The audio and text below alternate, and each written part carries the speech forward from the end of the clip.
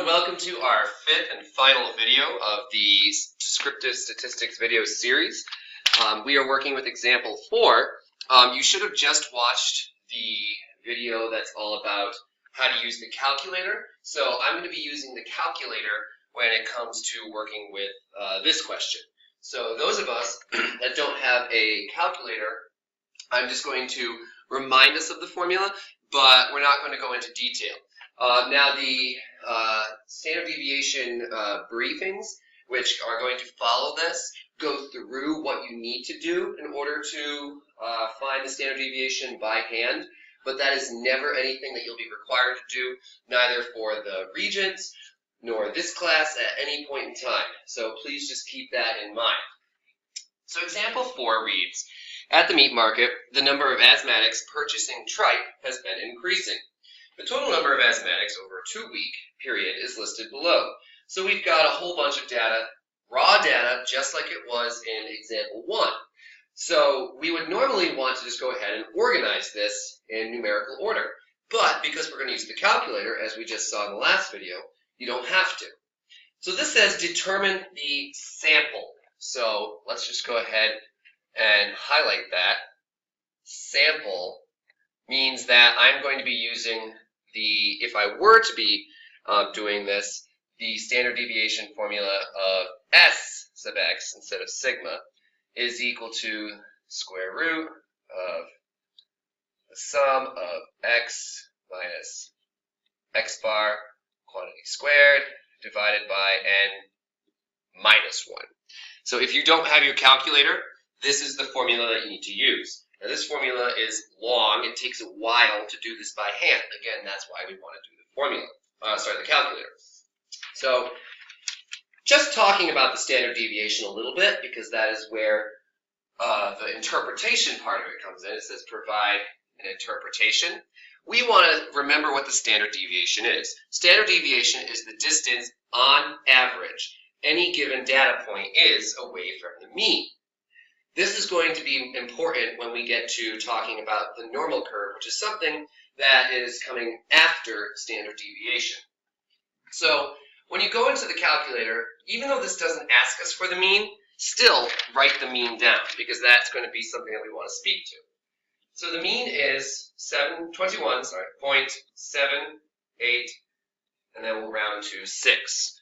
So that means we're going to be comparing everything to this number.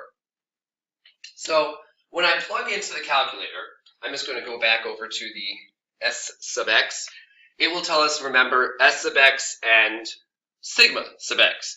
Since we're looking for sample, it's going to give me this. So I'm going to put 4.9486.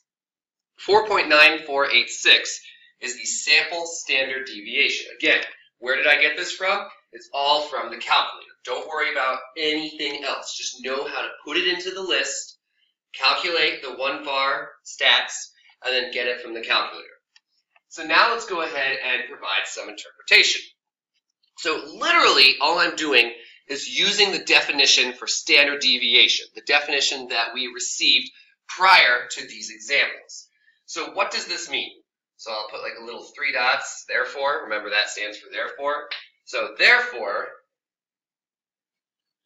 on average, each data item is, now let's put the standard deviation in, 4.9486 away from a mean,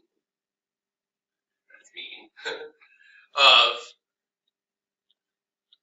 21.786. So that's all we need to do for a question like this. Note how this is very minimal work. So when I'm going to circle in blue, the actual formula, you don't need to memorize this. You don't need to write this down.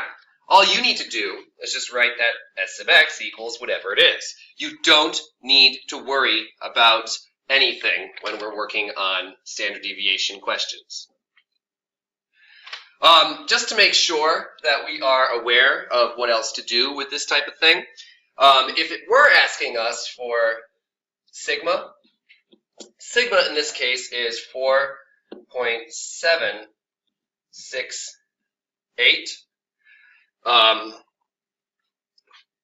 And if we were to go ahead and plug this into the calculator, if it was asking us for this, we would use that one. So let's just talk a little bit more about the standard deviation. Notice that the sample is bigger than the population standard deviation. This is because the n-1 means we're dividing by a smaller number. The bigger the number that we're dividing by, the smaller the quotient will be. So since the population standard deviation has a larger number in the denominator because it's n versus n-1, like dividing 5 as opposed to 4, it will always be a smaller number. So that's also something that you may see or encounter as a question. It talks about the comparison between the sample or the population standard deviation. Population will always be smaller. So I've said a lot of important things in this video, which I didn't necessarily write down on the actual video itself. So please go ahead and stop, pause, rewind to go visit any of those things that I've said so you can include them in your notes. So at this point, we've concluded the videos that I'm presenting. We do have the optional videos of the standard deviation that you can go ahead and also additionally view if you choose. Thank you, and now we'll move on to the independent practice.